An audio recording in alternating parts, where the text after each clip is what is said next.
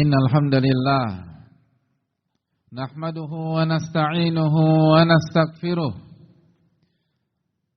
wa na'udzu billahi min shururi anfusina wa min sayyiati a'malina. Man yahdihillahu fala mudilla lahu wa man yudlil fala hadiyalah. Nashhadu an la ilaha illallah wahdahu la syarikalah wa anna Muhammadan abduhu wa rasuluh.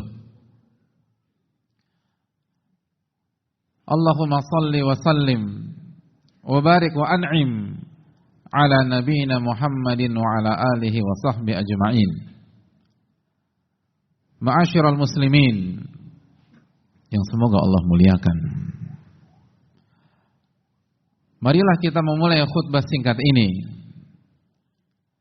dengan bersyukur kepada Allah Subhanahu wa taala atas nikmat yang Allah berikan kepada kita. Nikmat yang tidak mungkin bisa kita hitung. Wa in ta'uddu ni'matallahi la tuhsuha. Dan jika kalian ingin menghitung-hitung nikmat Allah, maka kalian tidak akan mampu bisa menghitungnya. Dan di antara nikmat besar Allah Subhanahu wa taala pada saat ini, pada hari ini, pada siang hari ini adalah hidayah dan taufik yang Allah berikan kepada kita sehingga kaki ini bisa melangkah, hati ini bisa bergerak menyambut seruan Allah Subhanahu wa taala, mengerjakan salat Jumat yang merupakan salah satu syiar Islam yang lebih baik daripada bisnis yang kita kerjakan, uang yang kita cari, kerjaan-kerjaan dunia yang kita perjuangkan pada hari ini. Dzalikum khairul lakum in kuntum ta'lamun. Salat Jumat kalian itu lebih baik kata Allah dibanding segala aktivitas duniawi kalian di waktu yang sama. Tapi dengan syarat jika kalian mengerti dan memahaminya. Oleh karena itu, ma'asyiral muslimin yang Allah muliakan, marilah kita bersyukur ketika Allah memberikan hidayah kepada kita sehingga kita menjadi hambanya yang mengerjakan salat Jumat pada hari ini. Ma'asyiral muslimin yang Allah muliakan, sebagaimana marilah kita memperbaiki ketakwaan kita kepada Allah. Ittaqullaha haqqa tuqatih wa la tamutunna illa wa antum muslimun. Bertakwalah kepada Allah dengan sebenar-benarnya takwa, dan janganlah kalian wafat kecuali sebagai seorang muslim, kecuali dalam kondisi beriman kepada Allah Subhanahu wa taala. Ittaqullah wa qulu qawlan sadida. Bertakwalah kepada Allah dan berbicaralah dengan bahasa yang benar. Yuslih lakum a'malakum. Maka Allah akan perbaiki amal ibadah kalian. Allah akan perbaiki urusan-urusan kalian. Dan Allah akan ampuni dosa-dosa kalian. Wa yaghfir lakum dzunubakum. Allah akan ampuni dosa-dosa kalian. Wa may yuti'illah wa rasulahu faqad faza fawzan 'azima. Dan barang siapa yang taat kepada Allah dan Rasulnya, maka ia telah memenangkan kehidupannya dengan kemenangan yang besar.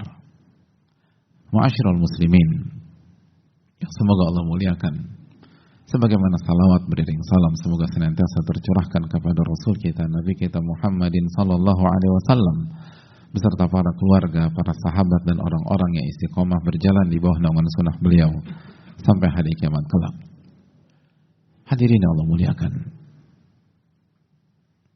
setiap orang dan setiap manusia yang diciptakan oleh Allah Jalla wa'ala diciptakan dengan tujuan,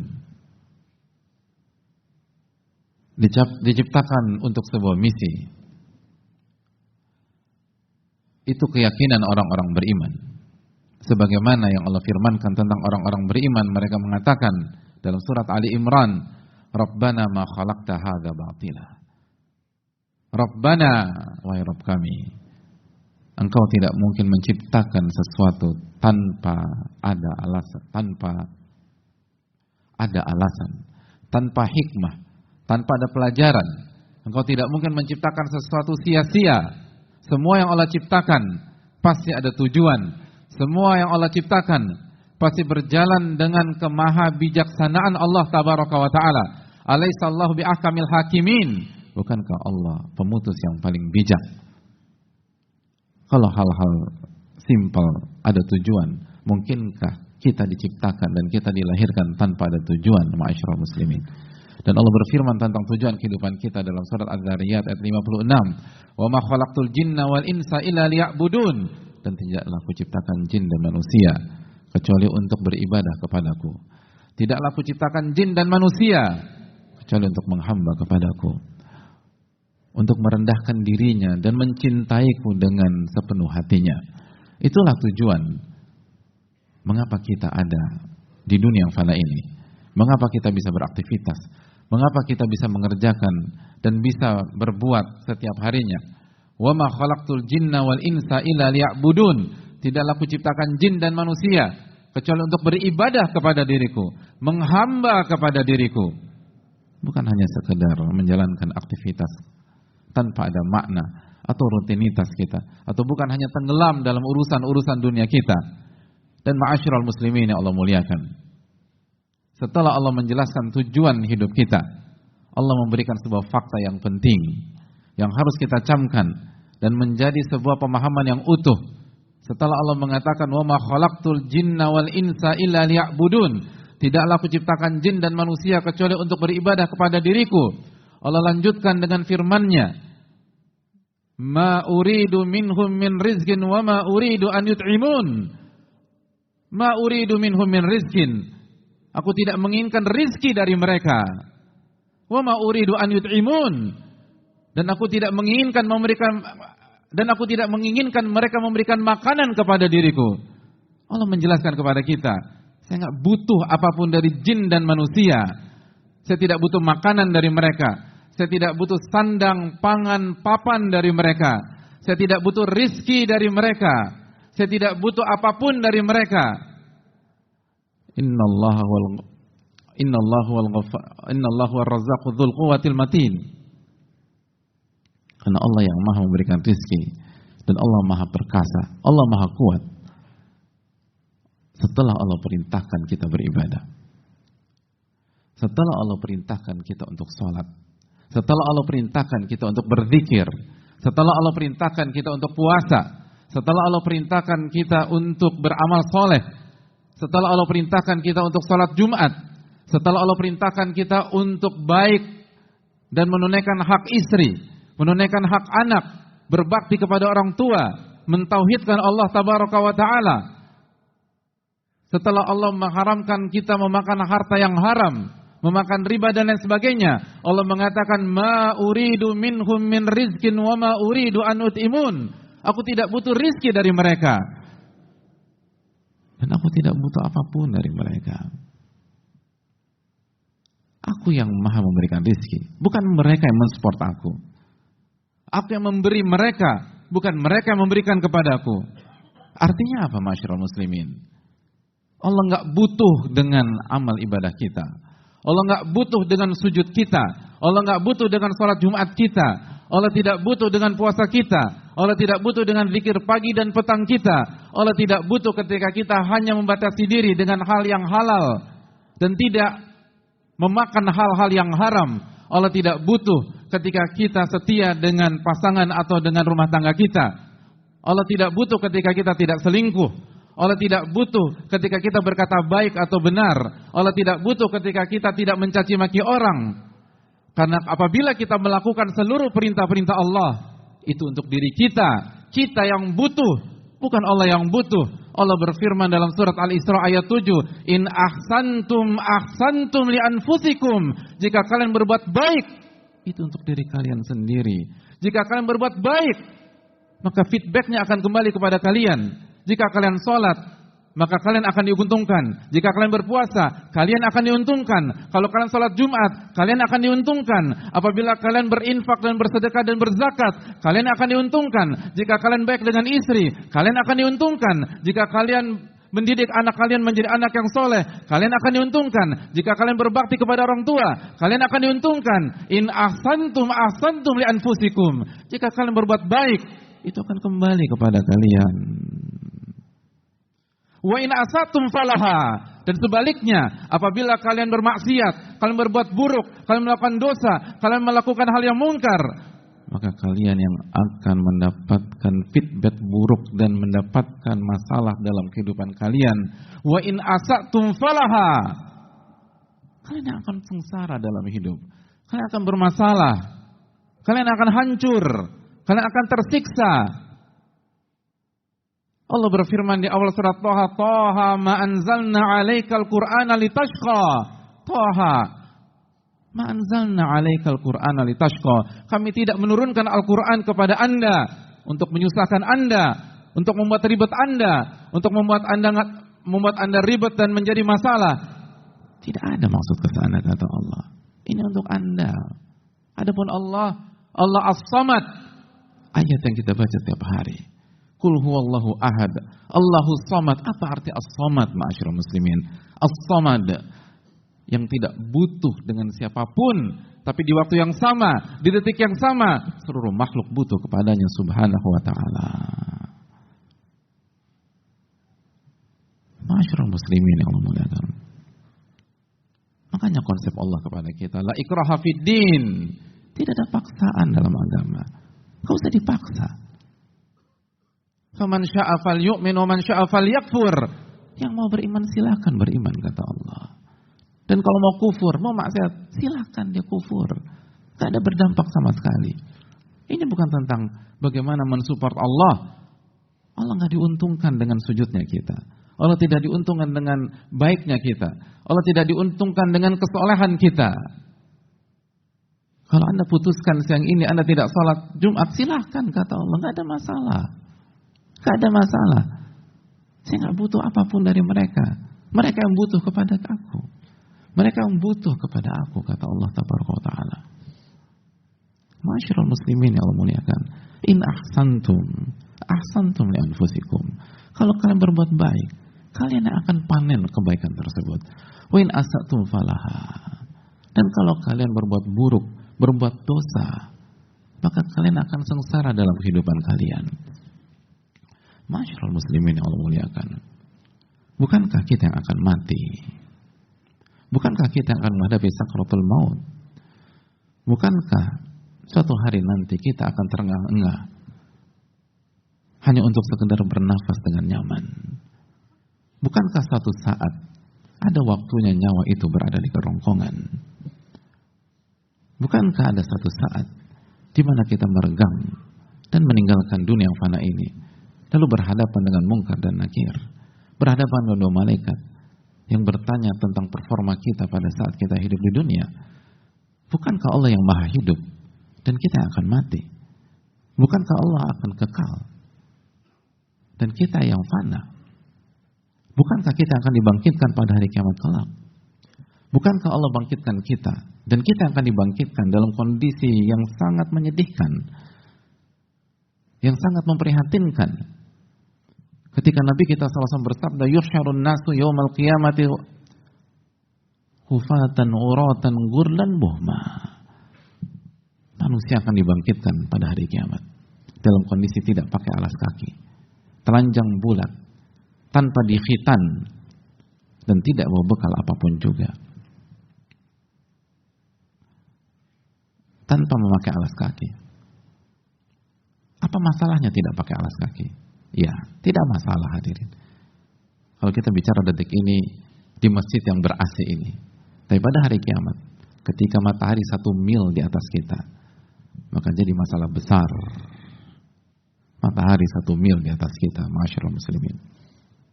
Bukan Allah yang menghadapi proses hari kiamat, kita yang akan mengalami itu. Maka marilah tawadu, marilah merendah kepada Allah Subhanahu wa Ta'ala. Orang-orang yang jauh lebih sombong kepada kita mati semua di masa yang lalu, hadirin. Mana kepongahan, mana arogansi Fir'aun, mana kepongahan Namrud, mana kesombongan dari Korun, kemana mereka semua? Mari ambil pelajaran. Kita akan dibangkitkan oleh Allah.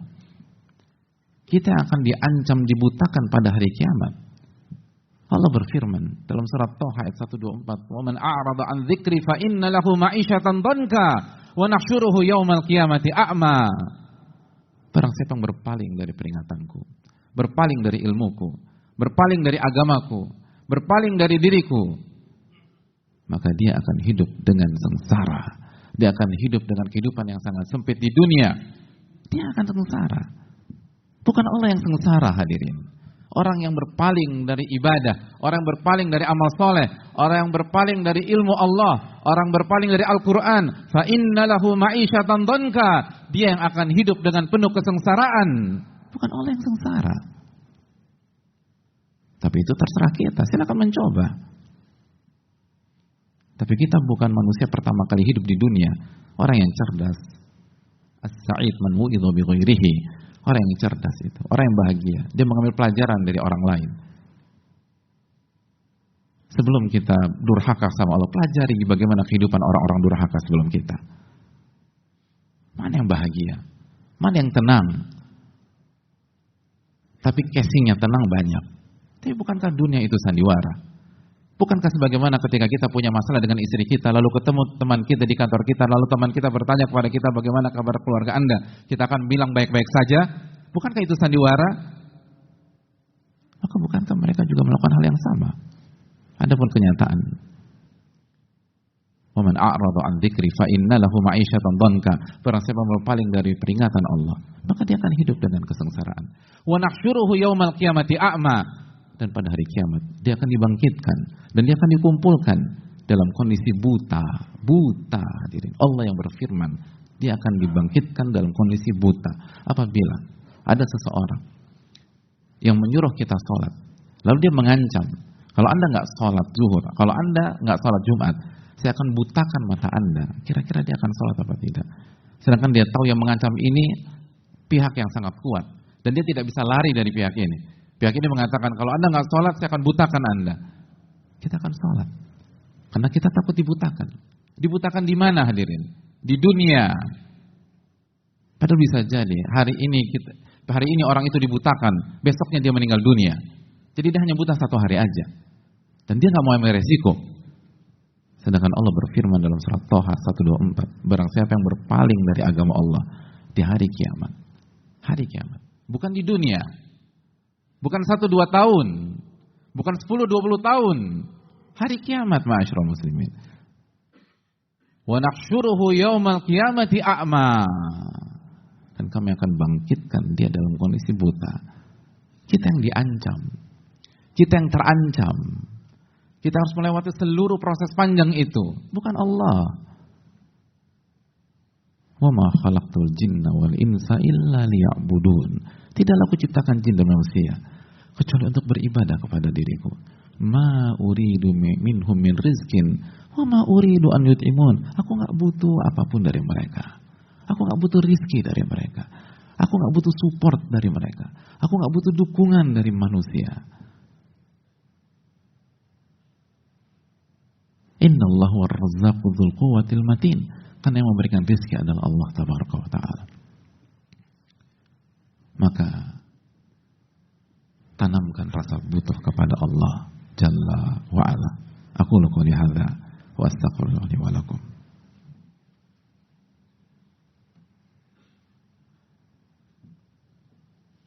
Bismillahirrahmanirrahim. Alhamdulillah wa kafa. Wassalatu wassalamu ala Rasulihil Mustafa wa ba'd. Hadirin Allah muliakan. Maka marilah kita bertakwa kepada Allah. Bertakwa bukan karena ini kewajiban, tapi ini kebutuhan. Datanglah ke salat Jumat dengan perasaan saya butuh terhadap salat Jumat. Ketika azan dikumandangkan pada waktu asar nanti, salatlah asar dengan merasa saya butuh terhadap ibadah kepada Allah. Ketika maghrib datang, salatlah maghrib dalam perasaan butuh kepada Allah.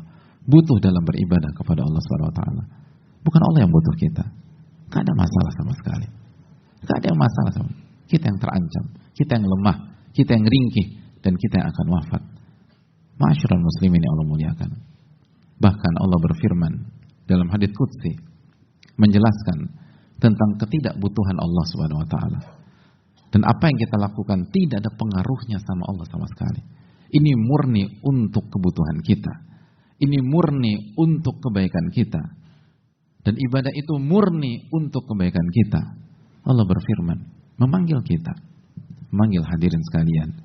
Allah berfirman, ya ibadi, wahai hamba-hambaku. Hadirin dipanggil oleh Allah SWT. Ya ibadi, wahai hamba-hambaku. Lalu apa kata Allah?